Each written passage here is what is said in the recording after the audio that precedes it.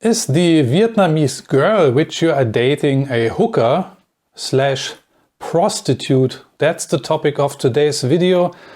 But before I start, I want to wish everybody, of course, a happy new year 2024. And yeah, I was thinking what kind of topic I should talk about today. And yeah, why not talk about some red flags when it comes to dating Vietnamese women? And I think that's a great topic also to start the new year, right? Because we want to be prepared in our dating adventures, right?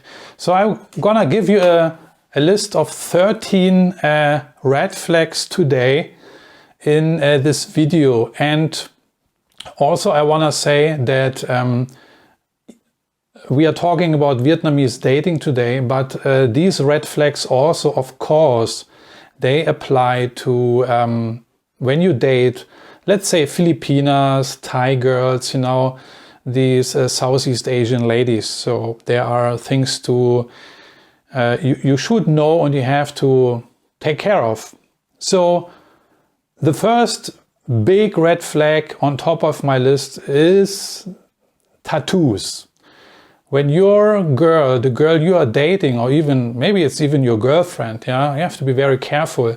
If the Vietnamese girl, woman has a tattoo, you have to really watch out. This is something also which applies, by the way, to Thai girls and also Filipinas. You have to know that Asian girls are very conservative, and I don't think, honestly, that tattoos are pushed or even approved by their parents. Yeah, from my own experience, I know, and you guys also know that. For those of you who have traveled Southeast Asia already, or even extensively, you know which kind of category of women you have to look for. And in certain areas, in certain places, in these countries, let's say the red light districts, yeah, you're gonna find a lot of tattooed women. A tattoo is probably a sign. It's a form of expression by them. They wanna show and demonstrate who they are. From the Thai girls, I know when they have a tattoo, if they're gonna make a tattoo, then it is a sign of a status also, you know, because a tattoo costs some money.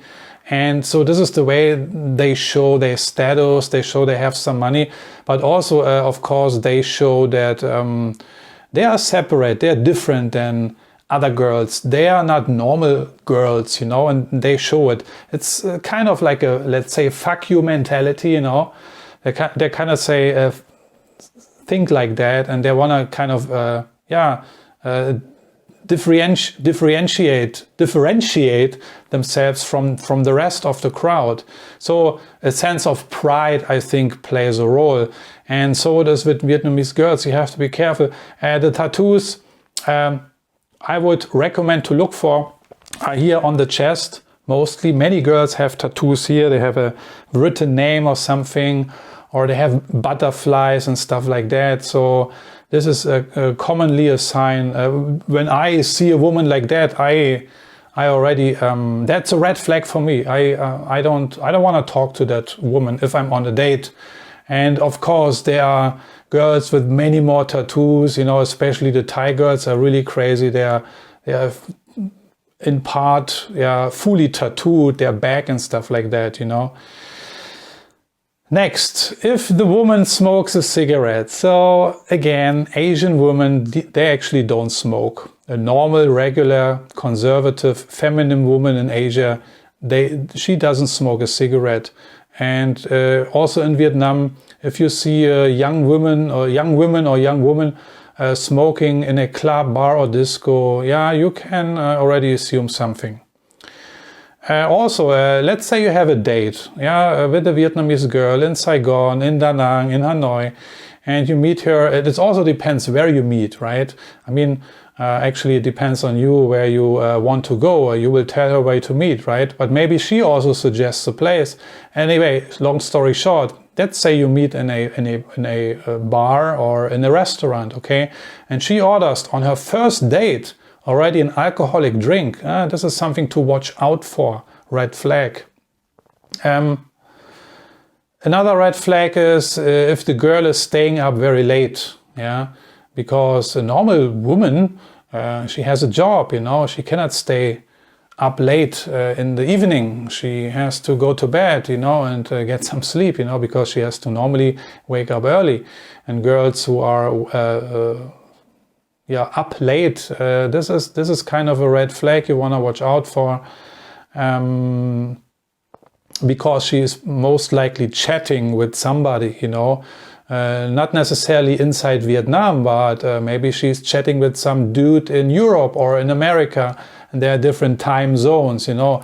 I experienced that, you know, and I was wondering also in former times, hey, why these girls are awake? Don't they ever sleep, you know? So this is something you have to watch out for. Also, another red flag is if the girl has multiple handphones, mobile phones. It happened to me that I dated girls, they brought like 2 phones to their date, or when we hung out, when we hung out, or when we, I don't know, traveled a little bit to different places.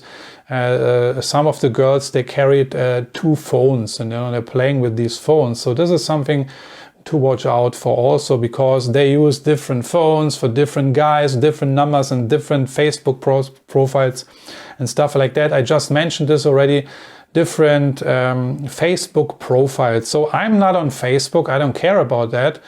If anybody asks me, or some girl is asking me for my Facebook credentials, I'm just saying that I don't have Facebook, I don't use it. But from my past experience, I know when I used to be on Facebook, then I was dealing with girls. I found out later they had multiple Facebook profiles. So something to watch out for, that's fishy. So I remember one Filipina many years ago, I was chatting with her. She gave me a Facebook profile, and then of course, you know, I did my research, checked out her friends a little bit, you know, and blah blah blah. And then around a few corners, I found another Facebook profile of her, and it turned out actually she was a lesbian, you know. she crazy stuff you find out, and this is also going on in Vietnam, you know.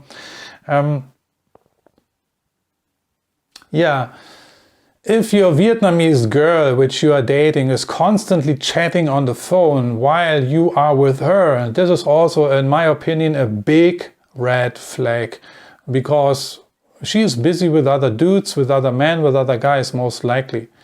Because, I don't know, if you are together with someone, then you should dedicate your time, you know, and focus your time on that person, right? But also happened to me. You know, that I were with girls who were constantly chatting, you know, messaging, text messaging and stuff like that. If your Vietnamese girl which you are dating speaks English very well, then watch out, because the English level in Vietnam is not that high, okay? There are, of course, women and girls. Women. I was criticized by one of my viewers, and he explained it to me in detail, and I actually know that, you know, that, yeah, there's a woman and there's women, you know. For many women you say women and not woman, but I always make the mistake and just say woman, you know. So anyway, thanks for pointing that out. So yeah, Vietnamese women, if they speak English very well. Yeah, of course there are smart, intelligent women in Vietnam who have studied, who may be running a business, who went to university, who have a high education, maybe who are also rich, coming from a rich family. So yeah, these women most likely speak a very good English, but you know, commonly the English level in Vietnam is not that good, let's say, for example, in the Philippines. So watch out if a Vietnamese woman is speaking English very well. Yeah, you don't know where she picked up her skills, you know. might be by hanging around in a lot of bars and clubs and discos and chatting to a lot of foreigners, right? It's a little bit a different story in the Philippines. I just mentioned this. There you can really not say or let's put it in a different way, a good English level in the Philippines is not necessarily a red flag, because the English language is a different story in the Philippines. But most of you know that anyway. Of course, if you converse with your Vietnamese date in English, and she might be speaking English very well, but she uses kind of rude language and rude words, for example, like, I don't know, shit and fuck and all this kind of stuff, then you also better watch out, because the Vietnamese family, the Vietnamese parents, normally they pay a great deal of attention to the how they raise their children. And as it is in my culture, in my country, my mom certainly did not raise me using bad, vulgar words. This is not what parents do. They don't want their children to speak these nasty words or using these nasty words, right? So it's the same in Southeast Asia. And when you meet a woman who has a tattoo, who drinks alcohol, who smokes cigarettes and uses rude language, 4 red flags already. For me, that would be it. I'm gone. I'm out. So watch out for this. Yeah, I'm just saying watch out. It's not necessarily that it has to be like that, but be suspicious. Another red flag is when you are dating a Vietnamese woman and she is showing up really dressed up with, I don't know, let's say with a Gucci handbag and an Apple iPhone. Of course you want to do some research, but if she told you, let's say you met her online, you were chatting a little bit back and forth, and she told you she's coming, I don't know, from the province, and her parents are farmers and stuff, and then she suddenly shows up with all these high value consumer goods, be a little bit careful, because you might be wondering where she got the money from to purchase all these items. If she's telling you she is a college student and then she's showing up with this kind of gear on your date, then you might be you want to ask yourself, hey, how come she can afford all these items? Maybe she has multiple boyfriends, maybe she has multiple sponsors, maybe she has multiple sugar daddies. You don't know. Yeah. Another red flag is, let's say you go on a date into a bar or a disco or club, and you enter, and she knows half the stuff already. Hey and hello and blah blah blah. Then you want to be wondering also, why does she know all the people here? Or half of them, that's definitely a sign for that she is hanging around most of the time there, right? Otherwise, how come she knows so many people in there? And yeah, of course, if she has also similar friends, similar types of friends, is another red flag. Again, example, you're sitting in a bar or in a club or in a restaurant, and you're sitting there, and suddenly 1 or 2 or 3 of her girlfriends showing up, no matter the reason, and they look similar, they have tattoos and wearing expensive gear and smoking, then you should know already immediately in what kind of circle of friends your date is actually hanging around with, and my last red flag here, and that's actually a big list I noticed, my last red flag for today is if your date, I hope not your girlfriend, is speaking badly about Vietnamese men. Yeah, this is a sign, a red flag you wanna watch out for. I covered this, I think, in my latest video, which I released last week. This is a tactic women use. They start to complain in your presence about their local man. That is definitely something normal Vietnamese women don't do. So that's it. That's the list. I'm sorry if all the things I described in this video actually portray your girlfriend, which you're dating right now. I hope it's not the case, but if it is the case, then you have to take a deep and serious evaluation. If it is a girl you are just dating right now, then never mind, easy, you know, you can just, stop this whole thing. Whatever you want to do, you know, I'm not telling you have to stop dating her, I'm just share my experience here with you, what you have to watch out for when dating Vietnamese girls. And by the way, also that applies to Thai girls and to Filipinas and to Lao girls, Cambodian girls and Indonesian women as well. Yeah. So now what to do?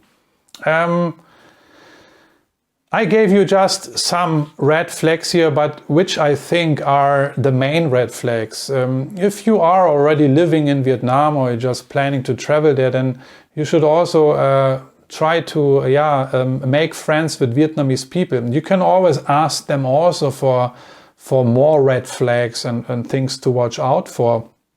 And what else you can do? Yeah, just continue to experiment. You know, at the end of the day, it's just field testing. It's trial and error, and it's all about learning by doing. You know, I've done many of these mistakes in my past since I arrived in Southeast Asia in 2006, so 18 years ago.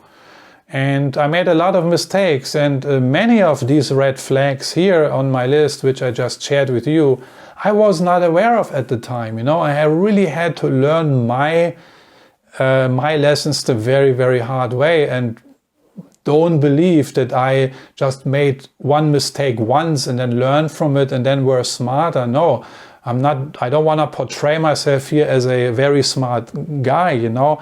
I also had my issues for sure, and I made many times the same mistakes, really. I was really foolish, I was really stupid at times. Now in hindsight, yeah, I'm laughing about it, and now I'm feeling confident to do these videos here, you know, but never mind. Like I said in many of my videos, and I will continue to repeat this in future videos, if you are a Western guy, understand that if you enter Southeast Asian territory, including Vietnam, that's a completely different world. It's a different continent. It's a different universe with different dynamics, different economic situations, social situations, structures, you know, and things are different. And you need to allow yourself time to get used to the situation there, to the environment. This not only includes dating, this also includes anything, you know, like finding your way around in your neighborhood, renting an apartment, how to buy a SIM card, you know, how to deal with the local currency, where are the grocery shops, you know, where are the local markets. They buy all their fruits and vegetables on this dirty, sleazy, stinky market, which actually called a wet market, you know, but the good thing is you can save a lot of money. So you really actually start at ground zero, and you have to learn many new things, you know, and this includes dating. So you have to learn how to date again in Asia because of the different dynamics, you know. Asian women are way more traditional, way more feminine, way more conservative, and we Western men, we are coming from a background where the so-called emancipation has already is going on for many decades now, and we are already used to that kind of emancipated woman stuff here. And many men I know are already also fed up with that. That's why they want to move to Asia. But be careful, you know, the things, the rules and the rules of the game which apply here in the Western world do not necessarily apply in Asia. So long story short, all I want to say is don't be shy to make these mistakes. I'm pretty sure some of you already encountered some of these red flags and probably even recognized them as red flags. Just learn by doing. Don't be shy. Even don't be shy to make a fool of yourself, because you will do it. You know, if you don't try, you will not be successful, and you will not become smarter, and you will not have that fun which you are looking for, and probably eventually you will not find your partner, or even life partner, long-term partner, if you're looking for this. Because when it comes to Asian dating in Asia, there's plenty of stuff to learn. I find it also fascinating. That's why I'm doing these videos. I'm still learning every day also. And yeah, and I will continue to do these videos. So with that being said, I'm checking out for today. Thanks for watching. And yeah, I'm gonna see you next week with a new video. Take care. Bye bye.